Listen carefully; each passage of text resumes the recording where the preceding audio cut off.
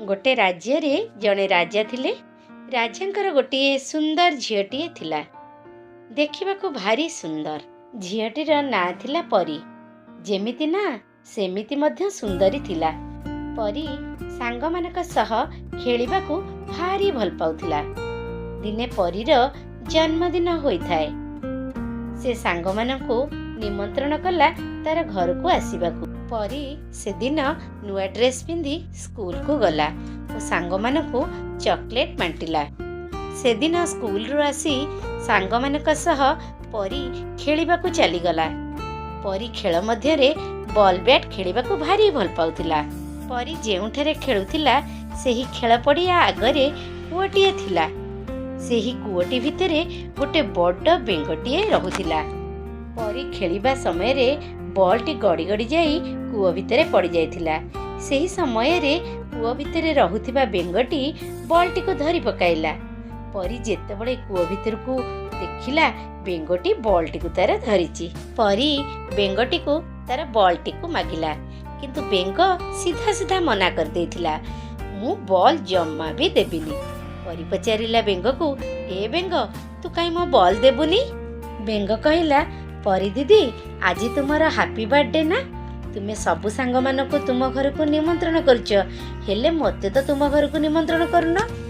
मते जदि तुम घर को निमंत्रण करिब ताहाले मु तुमको ए बॉलटी देबी। राजकुमारी परी भाबिला बेंगटी को जाउची मिछ कथा कहिदेबी। सत कथा कहिले ए बेंग बॉल जमा भी मते दबनी, तेणु मु मिछ कहिबी। बेंग को छलना करी परी कहिला, हौ ताहाले बेंग ए बॉलटी मते तू दे दे, मु तते आम घर को निमंत्रण करूची, तू आम घर को संध्या बेल को आसीबू, तू आसिले केक कटा हेबो। बेंग मन तो पूरा पूरी खुशी हो गला। बेंग खुशी रे बॉलटी को परी को दे देला। परी सांग मानक सह खेलिला। खेली सारी घर को तार चलीगला। से दिन तो परीर जन्मदिन थिला। बहुत सांग तार घर को आसीतिले। परीर माँ बहुत गुड़िए स्वादिष्ट खाद्य मध्य रांधितिले। पूरी, खीरी, पिठा, मिठा केते प्रकार बढ़िया खाद्य तैयारी करथिले। सेही समय रे परीर कबाट जणे खटखट कले। परीर बापा कबाट खोली देखिले बेंगटिया आसी कबाट बाड़ौची। बेंग को देखी परीर बापा पचारिले, अरे बेंग तू कुआड़े आसीचु? बेंग कहला, आपणक झियो परी दीदी मते डाकिछंती परा। राजा बेंग को देखी भारी खुशी हो गले, किंतु बेंग को देखी परी चिड़ीगला। ए बेंग तू कुआड़े आसीचु? बेंग कहला, परी दीदी तुमे मते तुम घर को डाकिच परा, मु कौन मन को मन आसीची? परी रागी जाई बेंग को कहला, हौ जा जा, तू जदि आसीचु तो आसीचु, जा बाथरूम रु भल भावे गाधोई पाधोई परिष्कार होई आसीबु। बेंग चलीगला बाथरूम भितर को। भल भावे गाधोई पाधोई बाथरूम रु आसिला। सांग मानक सह मिसी केक मध्य काटिला। डाइनिंग टेबुल उपरे बसी सांग मानक सह बेंग मध्य खाइला। खाई पी सारी चलीगला तार घर को। आउ दिनकर कथा, परी और तार सांग माने पड़ियारे खेलुतिले। सेही समय रे बॉलटी मध्य गड़ी गड़ी जाई कूओ भितरे पड़ीगला। कूओ भितरे तो बेंग रहुतिला। बेंगटी एथर बॉलटी को जोरे धरिला। कहिला, परी दीदी ए बॉलटी मु देबिनी। परी कहिला बेंग को, ए बेंग तू काहींकी मो बॉल देबुनी, आमे खेलिबु केमिति? बेंग संगे संगे कहिला, परी दीदी तुमे जदि तुम घर को मते आज डाकिब आउ पाखेरे मध्य सुआइब ताहाले मु ए बॉलटी देबी। परी कहिला, इए की कथा, तू एते असना गंधिया बेंग, तू कूओ भितर रही तो देहटी पूरा कला किचमिच हो जाइछि, पंक कादुआ तो देहरे लागिछि, तू पुणी कहूचु मो पाखरे सोइबु? ना ना ना ना हेई परिबनी।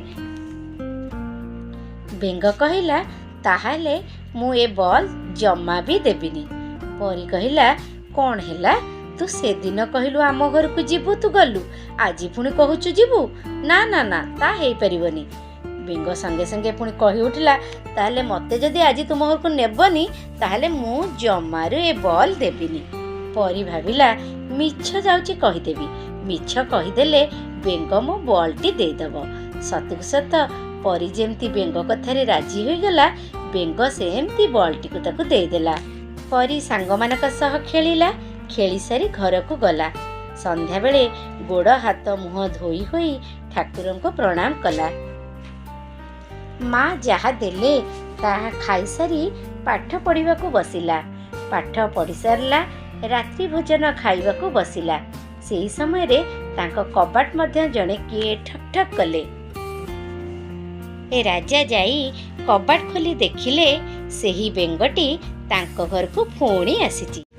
ରାଜା ପଚାରିଲେ, ଆରେ ବେଙ୍ଗ, ଏତେ ରାତିରେ ତୁ କୁଆଡ଼େ ଆସିଛୁ? ବେଙ୍ଗ କହିଲା, ମହାରାଜ, ଆପଣଙ୍କ ଝିଅ ମୋତେ ଆପଣଙ୍କ ଘରକୁ ଡାକିଛନ୍ତି।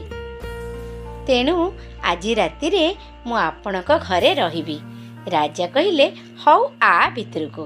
ବେଙ୍ଗଟି ଡେଇଁ ଡେଇଁ ଭିତରକୁ ଆସି ପରି ଦିଦିଙ୍କୁ ପୁଣି ଦେଖାଗଲା। ପରି ବେଙ୍ଗକୁ ଦେଖି ରାଗିଗଲା। କହିଲା, ଏ ବେଙ୍ଗ, ମୁଁ ତୋତେ ମିଛରେ କହିଲି, ତୁ କ'ଣ ସତରେ ଆସିଲୁ? ବେଙ୍ଗ କହିଲା, ପରି ଦିଦି, ମିଛ କହିବା ପରା ମହାପାପ, ସତ କହିବା ଜଗନ୍ନାଥ, ମିଛ ଜମା କହିବନି। ବେଙ୍ଗ କହିଲା, ପରି ଦିଦି, ମୁଁ ତୁମ ପାଖରେ ଶୋଇବି। ପରି କହିଲା, ହଉ, ତୁ ଯଦି କହୁଛୁ ମୋ ପାଖରେ ଶୋଇବୁ, ତାହେଲେ ତୁ ବାଥରୁମ୍ ଯା, ସାବୁନ ଲଗାଇ ଭଲ ଭାବେ ଗାଧୋଇ ପାଧୋଇ ଆସିବୁ, ମୋ ପାଖରେ ଶୋଇବୁ। ବେଙ୍ଗ ପରି କଥା ଶୁଣି ଚାଲିଗଲା ବାଥରୁମ୍ ଭିତରକୁ। ଫ୍ରେଶ ହୋଇ ଗାଧୋଇ ପାଧୋଇ ସାରି ବାହାରିଲା। କହିଲା, ପରି ଦିଦି, ଦେଖିଲ ମୁଁ ଏବେ ରେଡି ତ, ତୁମ ପାଖରେ ଶୋଇପାରିବି? ପରୀର ଇଚ୍ଛା ନଥିଲେ ବି ବେଙ୍ଗକୁ ପାଖରେ ଶୁଆଇଲା। ପରି ଓ ବେଙ୍ଗ ଗୋଟେ ଖଟରେ ରାତିରେ ଶୋଇପଡ଼ିଲେ। ସକାଳ ହେଲା। ପରି ନିଦରୁ ଉଠି ଦେଖିଲା ତା ପାଖରେ ବେଙ୍ଗ ନାହିଁ, କୁଆଡ଼େ ଚାଲିଯାଇଛି। ଚାରିଆଡ଼େ ବେଙ୍ଗକୁ ଖୋଜିଲା, କେଉଁଠି ହେଲେ ପାଇଲାନି। କିନ୍ତୁ ପରି ପାଖରେ ଗୋଟେ କୁନି ପୁଅଟେ ଶୋଇ ରହିଥିଲା। କୁନି ପୁଅଟିକୁ ନିଦରୁ ଉଠାଇଲା ପରି। ଏ ପୁଅ, ତୁ କିଏ? ତୁ କ'ଣ ଏଠି ଶୋଇଛୁ? କାଲି ରାତିରେ ତ ବେଙ୍ଗ ଶୋଇଥିଲା ମୋ ପାଖରେ, ତୁ ଆସିଲୁ କେଉଁଠୁ? ସେଇ କୁନି ପୁଅଟି ସବୁ କଥା କହିବାକୁ ଆରମ୍ଭ କଲା। କହିଲା, ମୋତେ ଜଣେ ଋଷି ଅଭିଶାପ ଦେଇ କୂଅ ଭିତରେ ବେଙ୍ଗ କରି ଦେଇଥିଲେ ଓ କହିଥିଲେ, ଜଣେ ରାଜା ଝିଅଙ୍କ ଠାରୁ ତୁ ସାପମୁକ୍ତ ହେବୁ। ତେଣୁ ଦିଦି, ମୁଁ ଆପଣଙ୍କ ହାତରେ ସାପମୁକ୍ତ ହେଲି। ପରି ଏକଥା ଶୁଣି ବହୁତ ଖୁସି ହୋଇଗଲା ଓ ତାଙ୍କ ବାପା ରାଜାଙ୍କୁ ସବୁ କଥା କହିଲା। ରାଜାରାଣୀ ସବୁ କଥା ଶୁଣି ବହୁତ ଖୁସି ହୋଇଗଲେ। ରାଜାଙ୍କର ଝିଅଟିଏ ଥିଲା, ପୁଅଟିଏ ମିଳିଗଲା। ପୁଅଟିକୁ ପାଇ ରାଜାରାଣୀ ଭାରି ଖୁସି ହେଲେ। ପରୀକୁ ମଧ୍ୟ ଭାଇଟିଏ ମିଳିଗଲା। ଭାଇ ଭଉଣୀ ମିଶି ଖୁସିରେ ରହିଲେ।